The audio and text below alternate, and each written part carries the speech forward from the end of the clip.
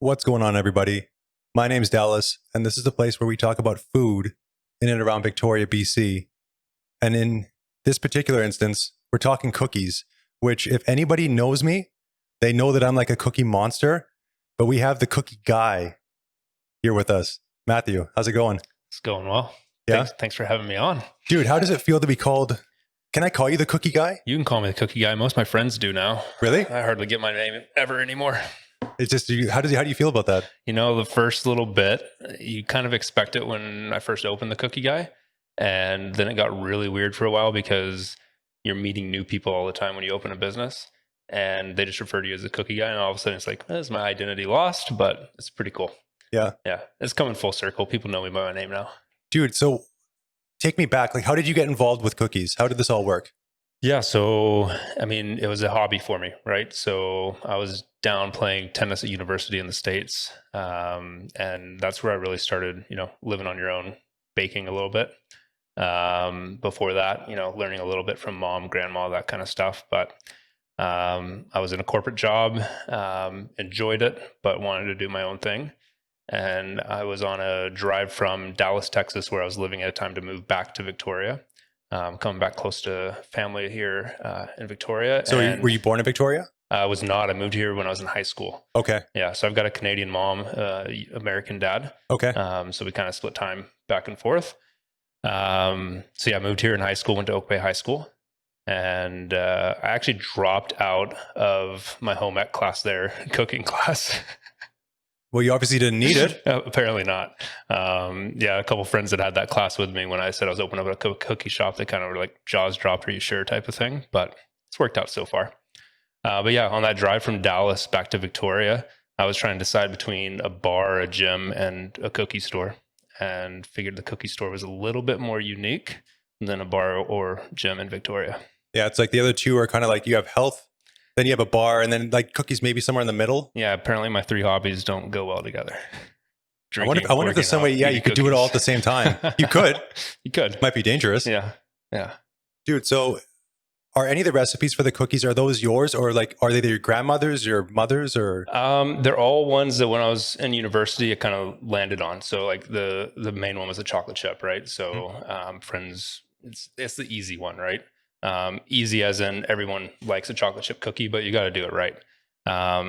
Trick with cookies is, you have to have good base ingredients and then you add the flavor profiles. So from there, before I was really coming up to start the cookie guy, I didn't know how to make my white chocolate chip almond cookie, but I just started fooling around in the kitchen and ended up with it. Right. Same with my peanut butter cookie. I didn't have a good peanut butter cookie until I really started getting after it. Doing test batches with a cookie guy and just adjusting as you know how to when you start baking a lot. And so like how long, if you come up with a flavor you want to do, how long does it take for you to sort of get to that position where you're like, okay, this is good enough where we can sell this? So our current feature, lemon vanilla sugar cookie that we're doing right now. I actually just had it for the first time today. It's been on the menu for about a month. Yeah. I haven't been eating much sugar lately. I'm on a keto diet right now. And that's why I haven't had it. That's been miserable, by the way. But I was talking to one of our bakers, Toshi, in the kitchen here with me. I said, hey, let's add some lemon zest. Let's do, 2 tablespoons of lemon, see where we're at. And today was the first time to have it. He got it on the first iteration. He's like, this is good. Let's go for it. So I think he was in the kitchen on a Wednesday night, baker's hours. And on Thursday, we launched it. Really? Yeah. So is that abnormal for like that sort of turnaround? Well, no, because we're a small batch. So like if we decide to do something the day of, it's just like getting the photos done and putting it on our website. So we're quick turnaround in that regard because, small batch, we can do what we want. If we were making, 3,000 of the same flavor at a time, we'd put a little bit more thought into it. Yeah. But when you're only making a few dozen at a time, it's like, okay, we can do this and risk it. Like if people don't like it, we just stop tomorrow. Yeah. I mean, I don't know. Cookies are always really good unless you like really like burn it and it's just like a hockey puck. Yeah. I don't know. So ours are soft and chewy, right? Yes. But we get people coming in, and especially our peanut butter cookies. They're like, do you have any that are like a little bit more well done? Like really? we're soft and chewy. They want something a little bit more brittle. So, everyone's got their little, what do you call it? Textures and everything like that they, to their palate that they like. So you're not always going to suit everyone. It's interesting but I because think we like, do a decent job. dude, you guys do a killer job. But like, there's an Italian restaurant in town, and they were telling me one time people would come in and complain that the pasta wasn't cooked properly because it's el dente, Yeah. and the people wanted it like mushy. So it is. People do have taste, right? Yeah, for sure. I mean, everyone likes their own flavor profile, and texture is a big part of flavor profile. So we don't always get it right. I mean, sometimes we'll do like, I'm trying to think of our biggest bust that we've ever done. I think we did something like it was supposed to be like a trail mix cookie. So it had raspberry or cranberries, oatmeal, a bunch of nuts, and it was on the healthier side. But I think we had it out for like 3 days, and not a single person bought it when they came in. So we're Really? like, all right, we're done with this one.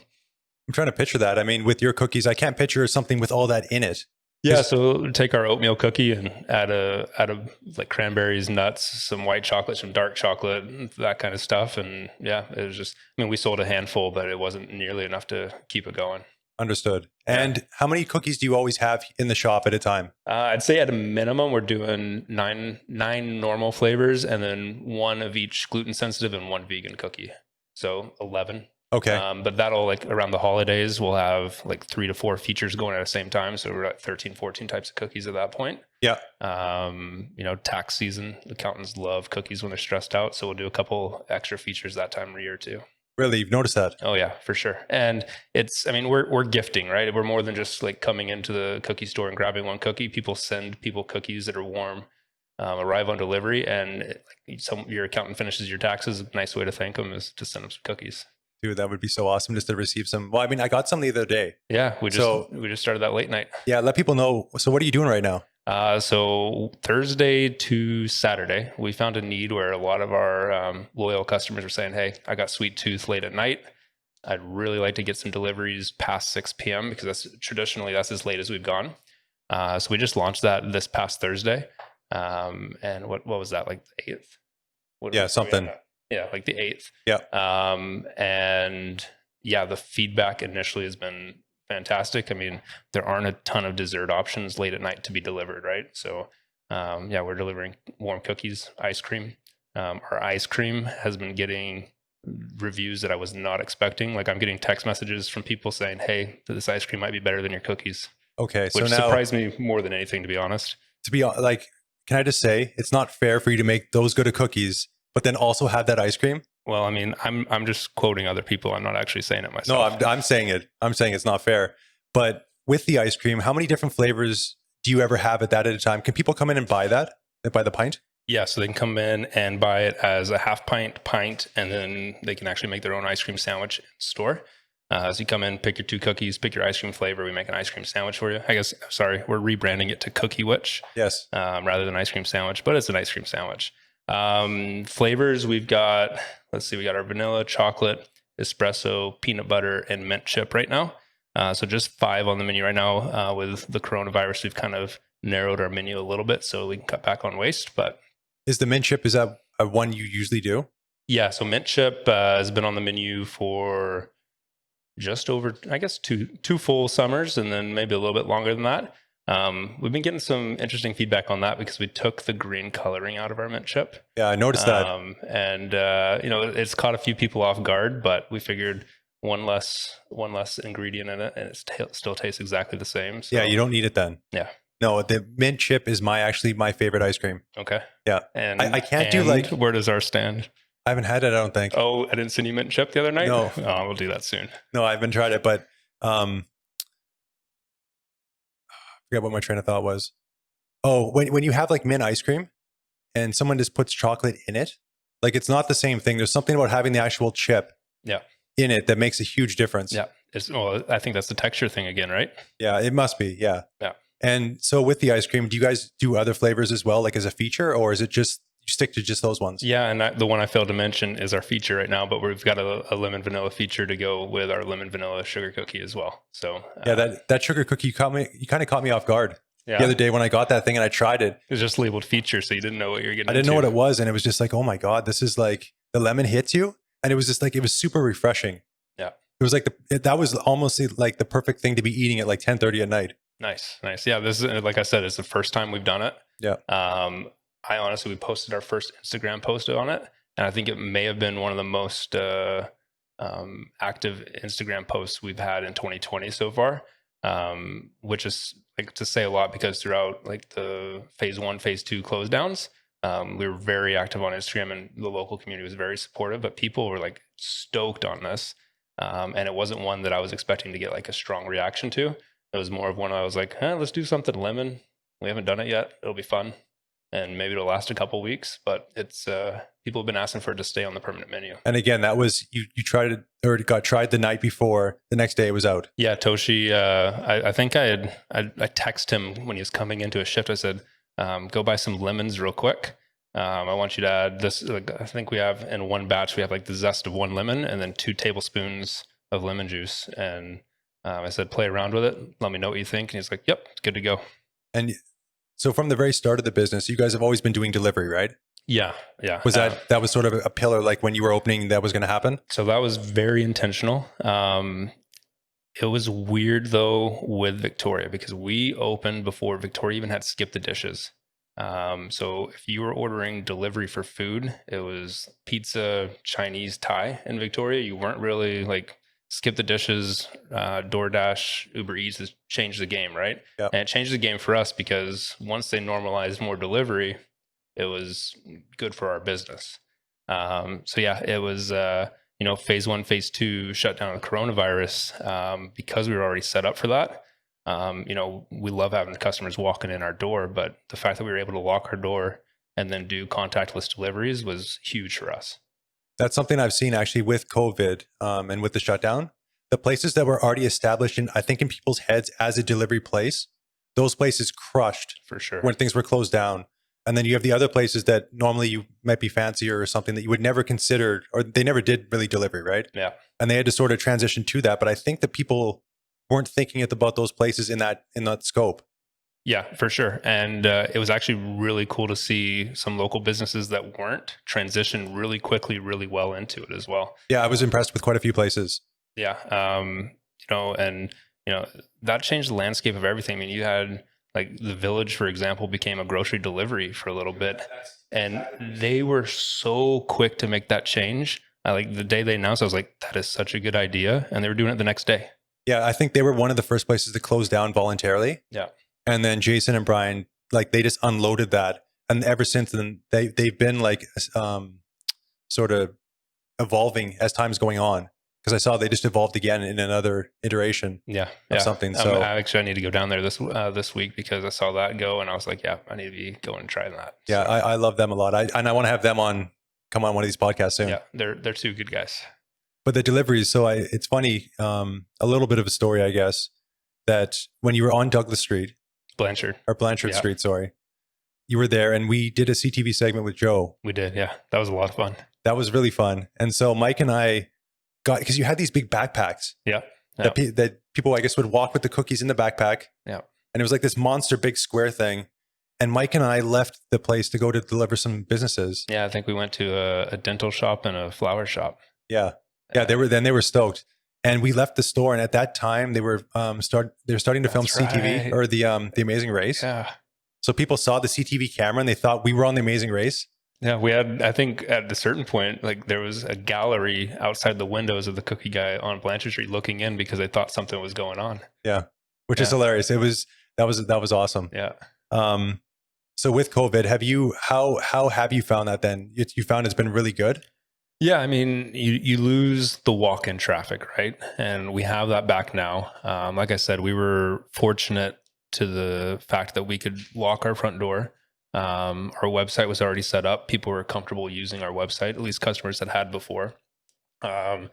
And we took to social media hard. And I think a lot of businesses did because we had to. And, Victoria is a very special place where the community really supports local businesses.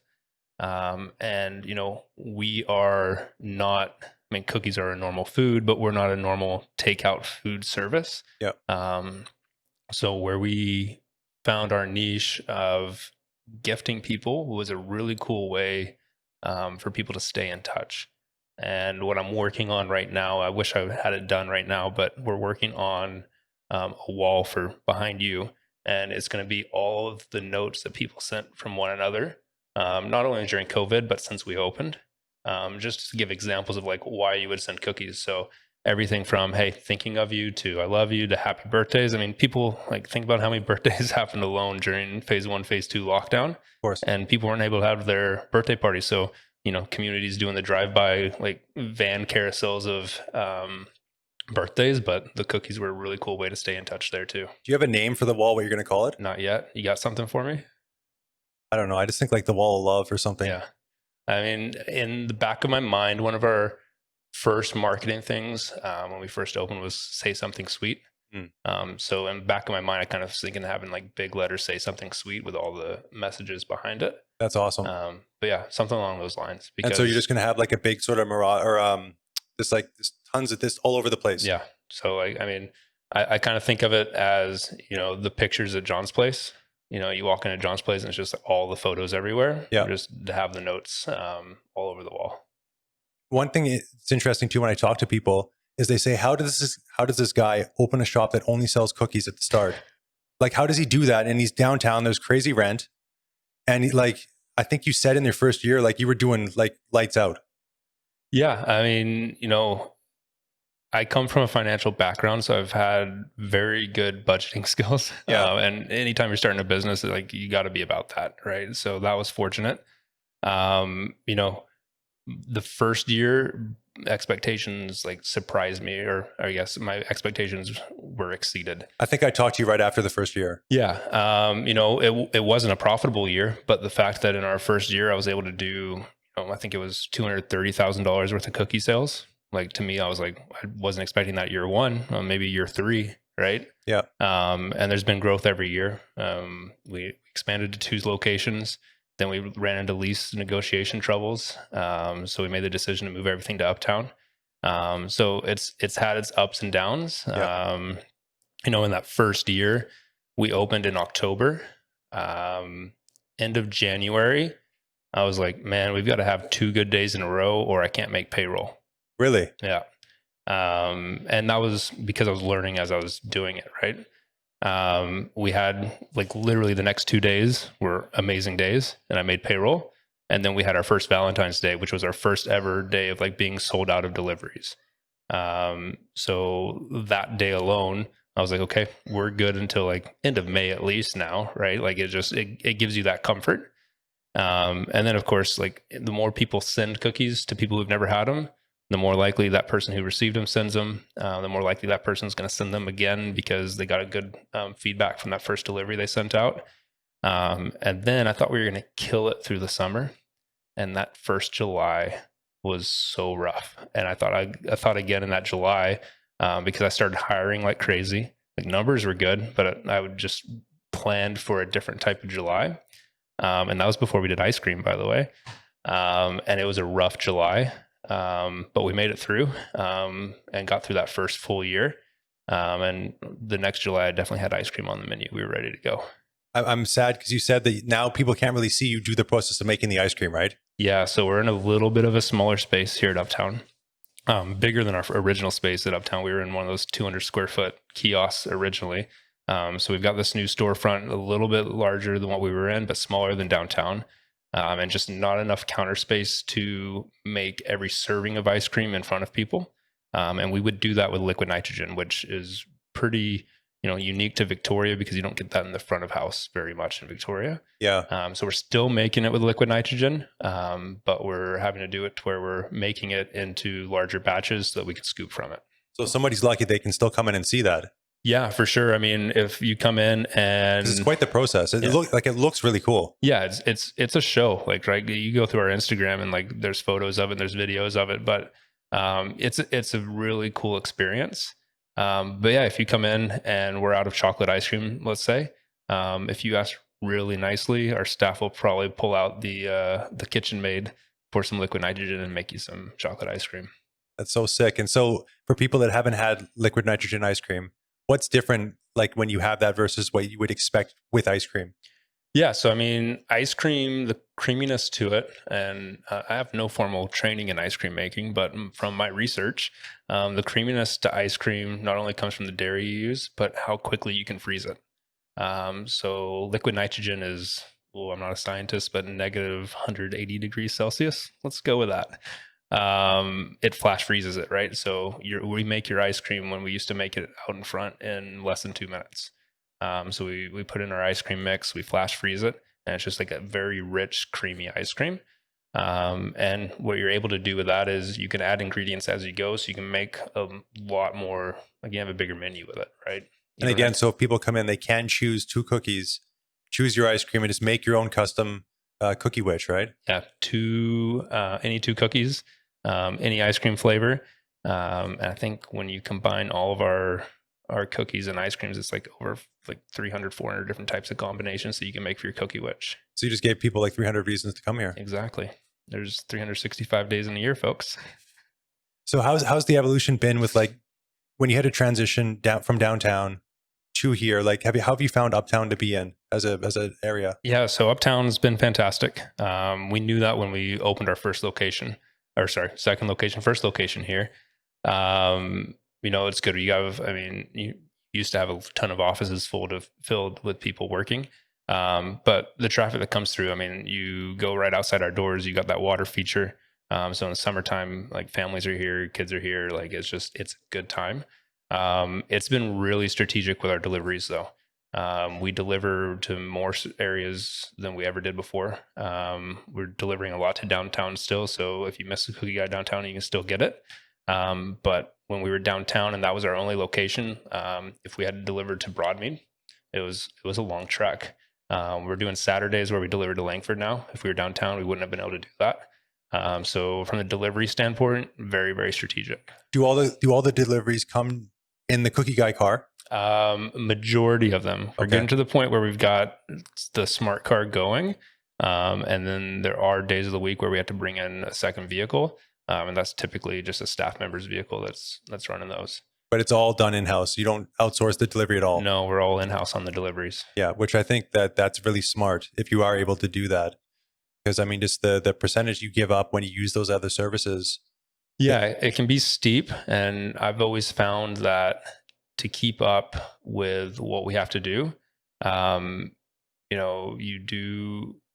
those other ones make sense if you don't have to bring in another staff. Yeah. But the second you bring in an additional staff to do those, it starts not making sense because the amount that you give up, plus you have on the extra payroll going, makes it tougher to make it work because you have to be it has to be enough orders to make that extra staff member go full on, right? And a big thing like with your stuff is that it always is delivered warm. Yeah. And you have to rely on their drivers to pick up on time because you're pulling it out of the oven and boxing it up. And you have to rely on their drivers getting there quickly. So that's, it's a question mark. They typically did a decent job, but it's always a question mark. And how hard is it? So like getting that whole delivered warm thing, did that take some time to sort of figure out and like get that whole system down, or how did that go? So it's gone pretty well. The day before opening, so we originally, I had bought a scooter for us to do all of our deliveries on. And that's why we had those backpack carriers that you were talking about. So someone could throw that backpack on, hop on a scooter and go. The day before we opened, we did a little bit of a pre-open where we walked deliveries to all of the offices downtown that we could find, and just be like, hey, we're here, we open soon. The day before we opened, we finished this day of staff training. I had some warm cookies. I was like, I'm going to hop on the scooter, rip around Victoria and deliver to my friends. Got about 3 or 4 turns into it and realized these cookies are like shifting around in this backpack. Get to the first friend's house and all the cookies were just destroyed in this thing. And I was like, God, we open tomorrow. What am I going to do here? So we used my F-150 for the first 2 weeks to deliver cookies. Fortunately, we didn't have very many deliveries in that first 2 weeks, but we had to transition pretty quick and get a smart car. So there's been a lot of sort of things to learn, right? Everything's trial and error. Had you owned a business before? No, this is my first business. And like going into it, whatever your concept of what it would be, how does it compare to like your original idea? But like you said, you went to school for it, right? My degrees were in accounting and finance. So where the corporation I was working for, I did retail finance. So I was budgeting retail locations, which helped. And I came in thinking, man, I'm the man. I got all this on the finance end of things. Things are going to work perfect. Like the cookie guy is so much different from what I originally thought it was going to be.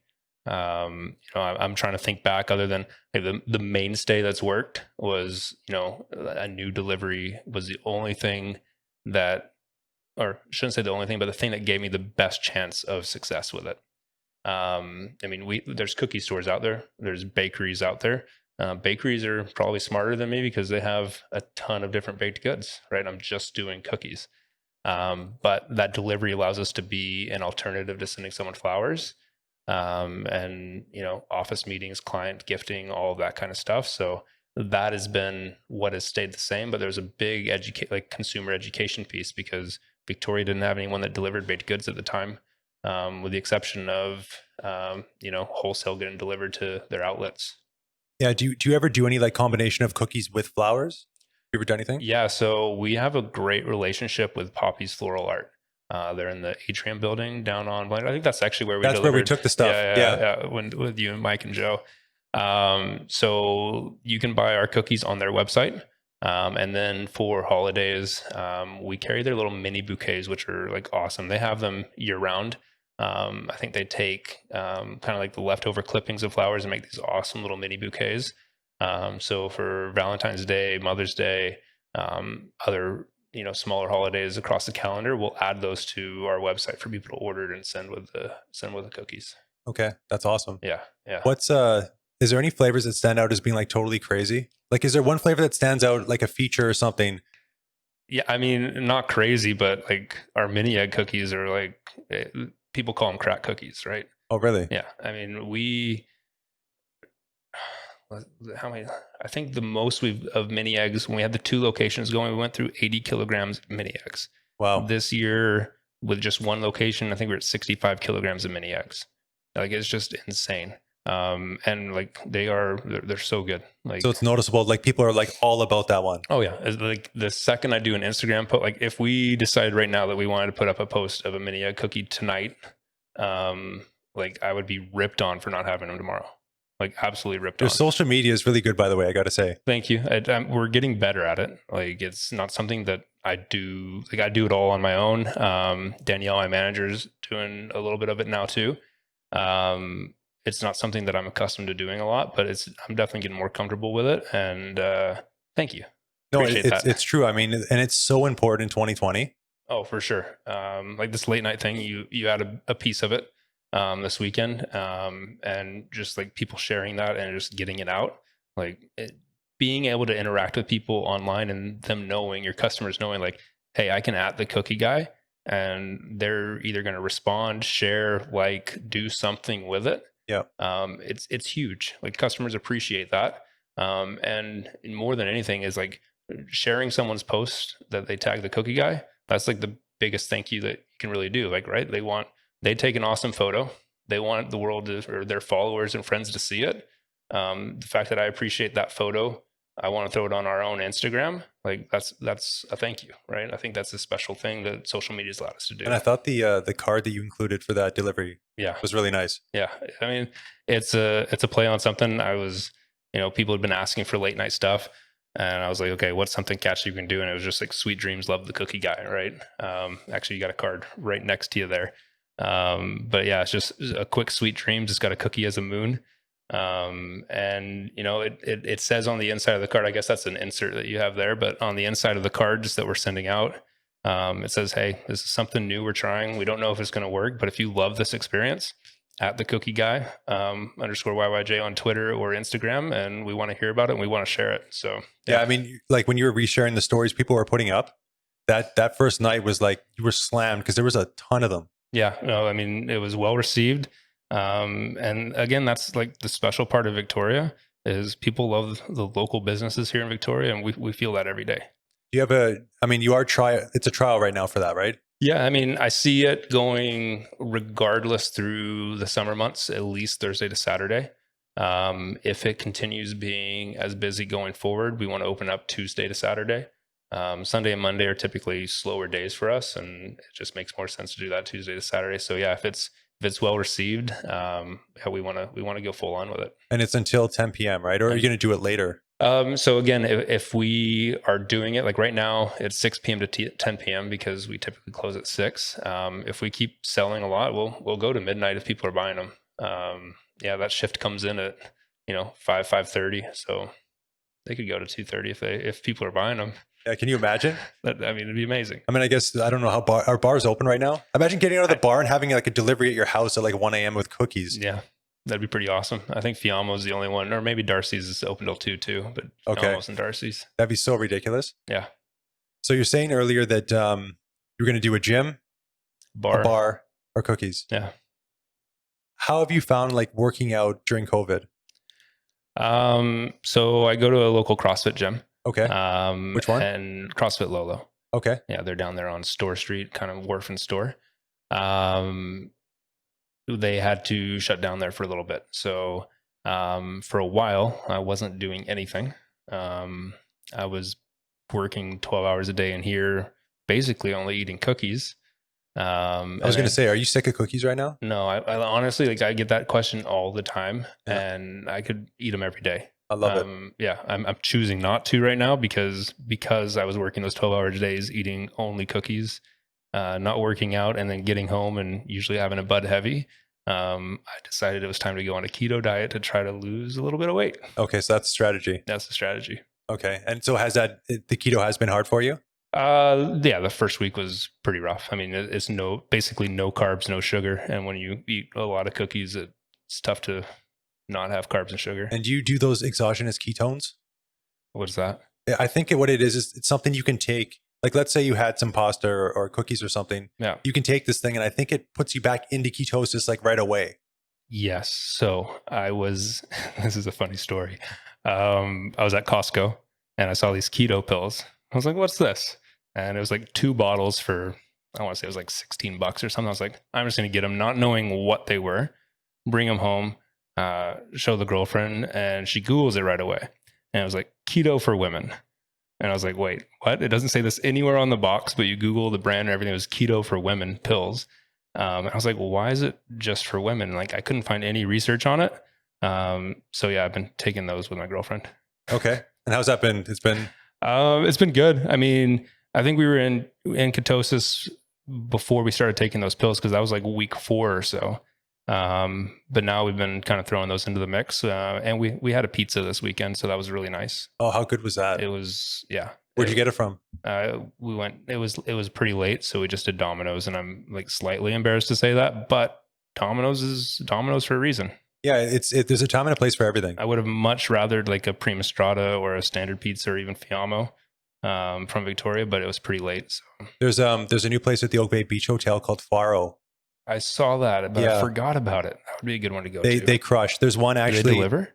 I don't know. I think that they might be one of the delivery services. Okay. I'm not sure, but like with that pizza, you want to eat that in like there. Yeah. Because it doesn't travel well, I don't think. Gotcha. Yeah. It's like a Neapolitan style. Exactly. So yeah, they lose their heat pretty quick. But I mean, with that said, sorry, I should say that they do give you instructions to reheat it at your house. Okay. So you definitely can do that. But for me, there's a lot of foods that I think you just like, ideally you want to eat it like right away. Yeah. And with their stuff, actually, if you ask for the ice cube pizza, he'll make one where he puts ice cubes in the center of the thing and he cooks it. So the bottom of the thing is crispy, but like the top is kind of doughy. So the thing it reminded me of was, you ever had Crazy Bread at Little Caesars? Yeah, Little Caesars Crazy Bread. Yeah, absolutely. Like I haven't had that in I don't know how long, 15 years. But it was like if you took Crazy Bread and you made it to the like extreme level of like the best possible rendition of Crazy Bread, it was that. Interesting. So if that sounds good. It sounds fantastic. Yeah. I've never heard of ice cube pizza. So this is like a brand new thing. So I'll definitely go try that. Yeah, it was. I would highly recommend that. Okay. But so the CrossFit's back open now though? CrossFit's back open. I've been back at it. I didn't jump right back in, mostly because I was a little nervous too, in the sense that I was in bad shape and I didn't want to like go and pass out or something in front of the rest of the class right away. But they're doing small classes right now. And yeah, I started back up a week or 2 ago and it was hard to get back into it, man. So do you feel back into it now? Yeah. Yeah. I mean, it's like the legs are hurting. That's for sure. Yeah. Yeah. But there's something about that when like you have a hard time sitting down or Did you have that after you got back? Yeah, I mean, like, I think the first day I got back, we were like doing squats to like 95% of what your like 1 rep max is. And, really? And I dropped it by like 60 to 65 pounds. I was like, this is my new 1 rep max. I'm only going to 95% of that. And they're like, yeah, that's pretty smart to do. But yeah, my legs, front, back, glutes, everything hurt for a good 5 days. No doubt. Were you doing like the stiff legged, like? Yeah, for sure. Do you ever? And the worst part is like standing up from sitting. Right. Yes. Like you're just sitting there and then you stand up and just like, oh, like this is, for me, it's the sitting down part. Okay. I get kind of like, I don't know what degree that is, but I just have to fall the rest of the way. I can't actually like sit down properly. I just kind of fall into the chair and it hurts. Well, hope you have like a cushiony chair. Oh yeah. All right. But good. it's like this feeling of, oh, I did something. Yeah. Do you do CrossFit? No. What do you do?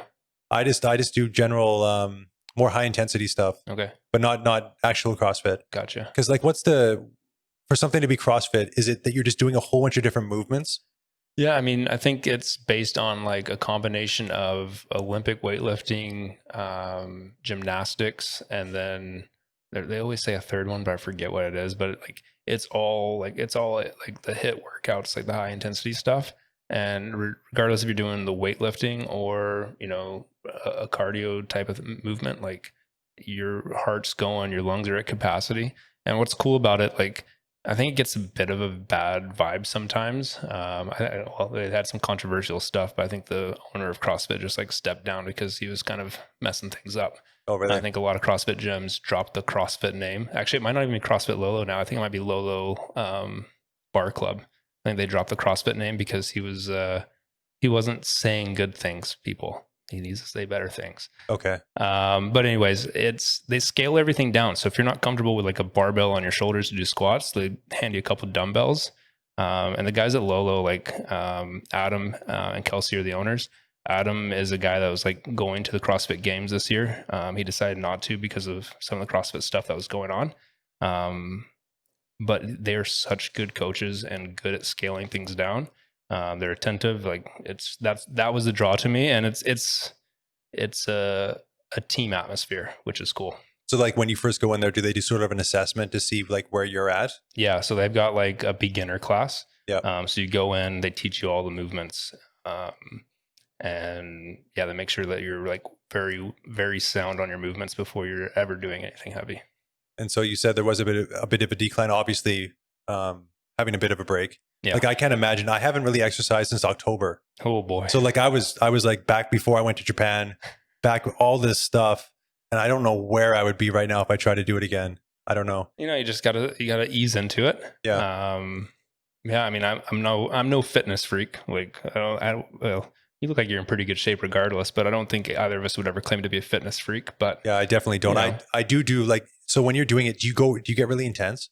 Yeah, I mean, I played competitive tennis growing up. So everything I do, I try to do at my very best. So it's very humbling because you're like, I'm going to do my very best, and the guy next to you is like lifting, twice as much as you. Yeah.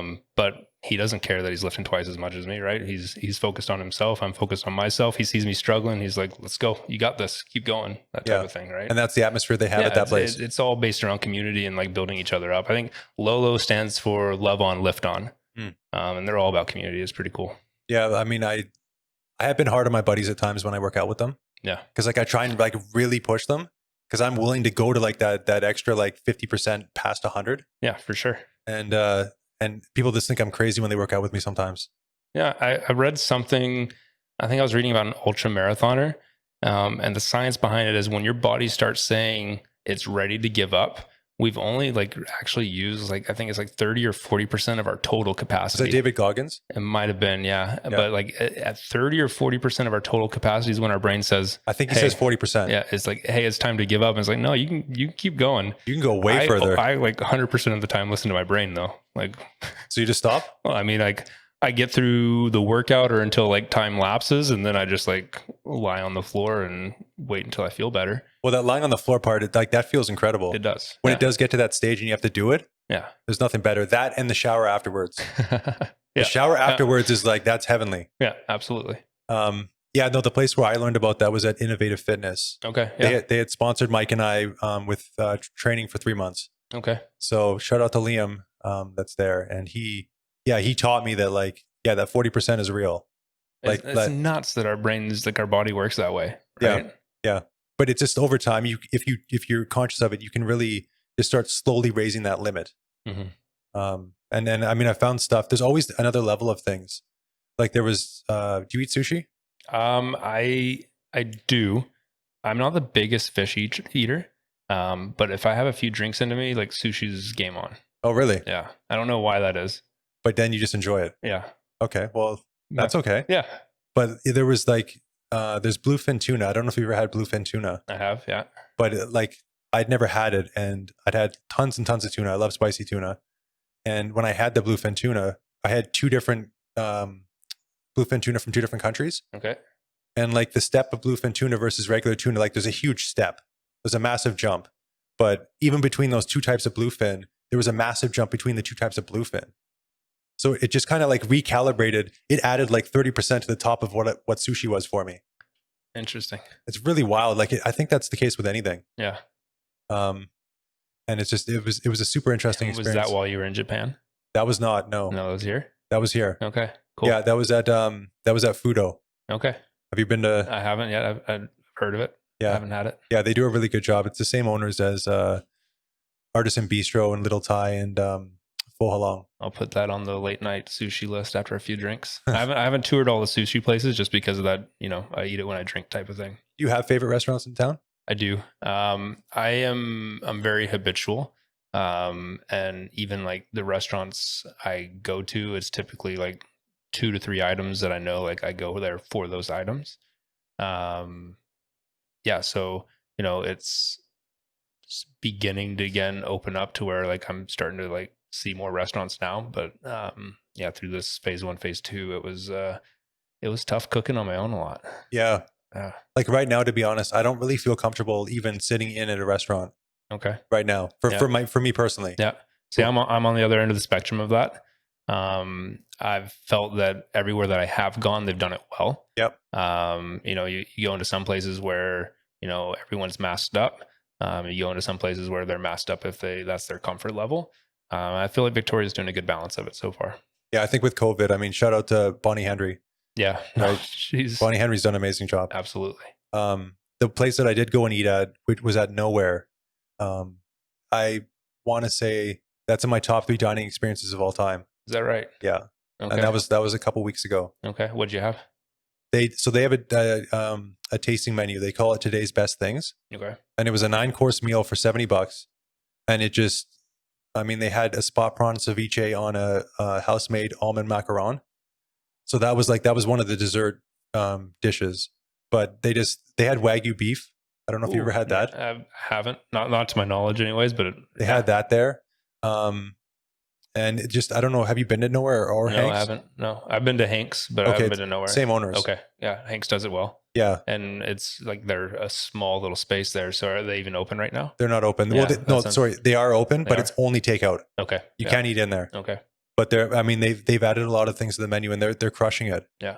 Like, they did a bit of a menu shift from their original opening, didn't they?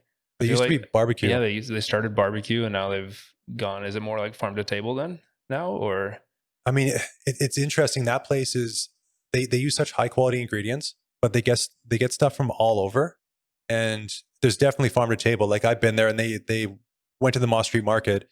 They got a bunch of vegetables, and they just made like ravioli with all the stuff from the Moss Street Market. Oh, sweet. I think it was ravioli, and they so it could be anything there. Okay. They just get a bunch of crazy ingredients, and they're like, okay, we're just let's do this with it. That's a true chef's dream. Like you open a restaurant and put the ingredients in front of me, or go and pick my ingredients, and that's my menu for the night. I was talking to one guy that used to work there, and he said working there, it's kind of like working in a bar fight, where it's just like it's just crazy stuff happening all the time. But the dishes they do are insane. That's awesome. Absolutely insane. So I shout out to Nowhere and Hank's. And they're doing takeout. Yeah, Hank's is doing takeout. Yeah. Sweet. So do you have any future plans for the Cookie Guy? Anything coming up other than the late night delivery? Yeah, I mean, late night delivery is the big focus. I would love for us to get a spot open in Vancouver. I'm always looking. Do you want to make that jump? Yeah, I do. I mean, Victoria, we're at like between 300, 350,000 people here. And it's done well. It's done better than I ever expected. But what we do is very scalable. It's repeatable. And I think we do really well in Vancouver. I think people would welcome us and really enjoy what we do. Has that been on your mind sort of the whole time? Yeah, I mean, I think it really started being on my mind when I first opened our Uptown location, so our second location. I was wanting to do Vancouver, but I just couldn't find anything that size-wise was working at the time. And that early on, it was going to be a really big risk. Like, I mean, we were a year and a half in at that point, and if I had jumped to Vancouver, split my time back and forth, it I probably would have gone crazy, to be honest. So didn't do it. I'm always browsing the listings in Vancouver, and if that perfect spot comes up, I'll jump on it. That's awesome. Yeah. So that would be awesome to be able to be over there. I got my fingers crossed for you. You're going to do it. Yeah, eventually. Yeah, it's just going to be right space, right time. So if people want to find out more about the Cookie Guy, yeah, where can they go? I mean, the best way, reach out to us on social media, Facebook, Twitter, Instagram, and then our website, thecookieguy.ca. You place your order there, your full menu's there. We've got everything on that menu, from cookies, ice cream. We deliver jugs of coffee. We deliver grinded coffee or whole bean coffee from Cafe Fantastico. Yeah. And you've made cookies with their beans, right? Have you ever done that? We have. We haven't done it in about a year and a half. Our espresso ice cream, it's real espresso in that ice cream. Like we pull a shot every time, a shot of espresso, and, and we pour it in for every batch. We haven't done we did a double chocolate coffee cookie. We haven't done that in a while. That might be. If you do that, please tag me so I can come in and buy one. Yeah, for I'll sure. buy a few. I won't buy one. That'll be a fall cookie. Okay. We'll probably wait till September, maybe November. September is pumpkin spice. That's another one that people go crazy for. Oh yeah, pumpkin spice. Yeah. If you have that, there's like that's a whole like culture in itself. Yeah, it is a culture. It is 100%. Yeah, was it started Starbucks that started that, wasn't it? Yeah, I mean, what is it? PSL, pumpkin spice latte. I think they have a hashtag. Hashtag PSL. So if you're looking for more of what I'm doing, you can go to VicFoodGuys.ca, and So yeah, and I gotta give you a shout out, because you do so well with everything you do. You are a strong supporter of us local businesses that are in food. And there's really a big difference between what you do and other accounts that I see out there in Canada, just in general. Like, you care about the food, you care about the business, and you come in and you're like genuinely like, hey, how's it going right now? So thank you for that. That means a lot. Thank you very much. I think the first time you came in was like weekend 2 of what we were doing, and you're like, hey, I just heard about you. I just wanted to see what's going on. Are you guys doing okay? And it's nice to have, the foodie support. Do you consider yourself a foodie? Yeah. I used to hate that word, and hate's a strong word, but I don't know. I'll go with it. I mean, the support that you give out there to local businesses, just to shine a light on them for a little bit, it goes a long way. So thank you. I appreciate that, and that's something I take I think a lot of pride in how originally Mike was with me for the first 3 years. Yeah, and it's how we were able to navigate sort of. There's a lot of stuff that's really interesting when you're doing this. The decisions you have to make. Absolutely. Like, do you start taking money, or do you start charging people for things? Which I've never got a cent for anything. Yeah. And that gives me a lot of happiness inside, is knowing that I don't owe anybody anything, but I want to give you and do as much for you as I can. Yeah. 100%. And I think that speaks to the fact that you actually love what you're doing, right? And people who love what they're doing, they do a lot better at it. Yeah. Well, it's the fact that I can come in here, sit down with you, and have a conversation. Yeah. I love it. And now more people are going to, like, if they haven't met you, now maybe they'll sort of see your personality, Yeah, I hope so. I love it. Yeah. Okay. Thank you very much. Thank you. And I'll see you all next Tuesday. Bye.